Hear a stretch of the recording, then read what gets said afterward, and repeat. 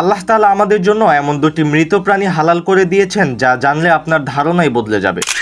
রাসূল সাল্লাল্লাহু আলাইহি সাল্লাম আমাদের জন্য স্পষ্ট করে বলে দিয়েছেন দুটি মৃত প্রাণী এমন আছে যেগুলো খাওয়া আমাদের জন্য হালাল। তার প্রথমটি আমরা সকলেই জানি, কিন্তু দ্বিতীয়টি অনেকেরই অজানা। প্রথমটি হলো মাছ, পানিতে তার জীবন শেষ হলেও সেটি হালালই থাকে। দ্বিতীয়টি হলো পঙ্গপাল অর্থাৎ ফড়িং, একে জবাই করার কোনো প্রয়োজন নেই, তবুও তা বৈধ। এই কথা কোনো মানুষের ব্যাখ্যা নয়, কোনো সময়ের সংস্কৃতি নয়, এটা সরাসরি রাসূল সাল্লাল্লাহু আলাইহি সাল্লামের হাদিসের সিদ্ধান্ত। এই হাদিস ইবনে মাজাহ সহ একাধিক নির্ভরযোগ্য হাদিস গ্রন্থে বর্ণিত হয়েছে। এখানে ইসলামের অপূর্ব সৌন্দর্য প্রকাশ পায়। ইসলাম মানুষের বাস্তবতা বোঝে, প্রয়োজন বোঝে, আর সে অনুযায়ী সহজ করে দেয়।